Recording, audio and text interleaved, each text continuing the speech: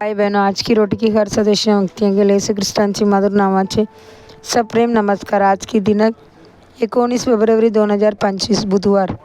नमस्तक व्हा आणि उपासना करा. आणि आता बघा, हे परमेश्वर, तू मला दिलेल्या भूमीचे पहिले फल मी तुझ्या समोर आणले आहे. मग तुम्ही ते तुमच्या परमेश्वरासमोर ठेवावे आणि तुमच्या परमेश्वराची उपासना करावी. व्यवस्थाविवरण 26 अध्याय 10 वचन. आपला देश स्वाभाविकपणे भीतीपूर्ण आहे. एक असा देश जो परमेश्वराला आदराने वंदन करतो. देवाशिवाय गावात राहू नका आणि देवाला पूजा करणे चांगले आहे, यासारखी म्हणे आपली आध्यात्मिक परंपरा दर्शवतात. तरीही बरेच लोक दिशेहीन भटकत असतात. खऱ्या परमेश्वराच्या शोधात पण त्यांच्या उपस्थितीची जाणीव नसते. परमेश्वराने आपल्या कृपेने स्वतःला आपल्यासमोर प्रकट करण्यासाठी निवडले. तो पृथ्वीवर आला, त्याची रक्ताने आपले शुद्धीकरण केले आणि आपल्या सर्व पापांना धुवून टाकले.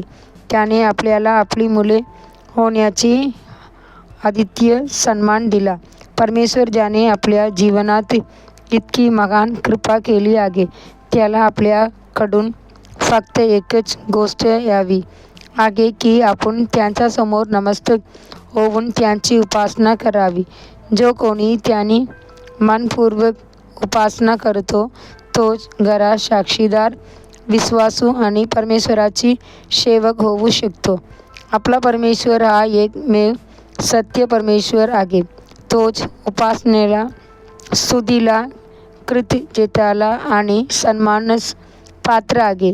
त्यानेच आपल्यावर संपूर्ण प्रेम करण्याची आज्ञा दिली आहे. आपल्या पूर्ण मनाने, आत्म्याने आणि बुद्धीने. म्हणून राजा दावीद म्हणतो, या आपण परमेश्वराची उपासना करूया, आपण नतमस्तक होऊ या, आपण आपल्या सृष्टिकर्ता परमेश्वराचे समोर गुडघे टेकूया, कारण तो आपला देव आहे आणि आपण त्याची चरणातील लोक आणि त्याचे हातातील मेंढरे आहेत. स्तोत्र 95 अध्याय 6 वचन 7 वचन. नतमस्तक होणे आणि गुडघे टेकणे हे नम्रतेचे प्रतीक आहेत.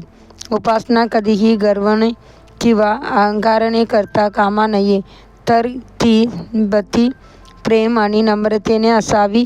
हीच ती शोभा आहे जी परमेश्वराला आनंद देते. बायबल सांगते, परमेश्वराची उपासना पवित्रतेची सौंदर्यात करा. स्तोत्र 96 अध्याय 9 वचन. अलीकडील एका संशोधनानुसार ज्या चर्च जलद वाढले त्यामध्ये एक समान बाब ओढली.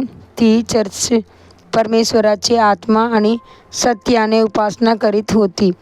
परमेश्वराची मुलेही उपासना करणाऱ्या मंडळ्या वाढतात.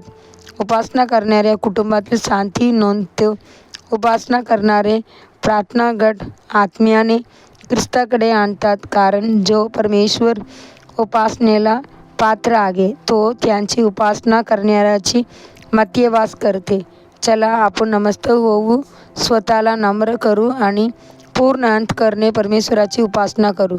अधिक ज्ञानासाठी वचन. म्हणून हे बंधूंनो, मी तुम्हाला देवाची दयेमुळे विनंती करतो की तुम्ही आपली शरीरे देवाला जीवित, पवित्र व त्याला प्रगा अशी अर्पण करा. हीच तुमची योग्य सेवा आहे. रोमकर 12 अध्याय 1 वचन. आजच्या बायबल वाचन. सकाळी लेवियपद 25 अध्याय, संध्याकाळी मार्क 1 अध्याय 23 वचन से 45 वचन. धन्यवाद.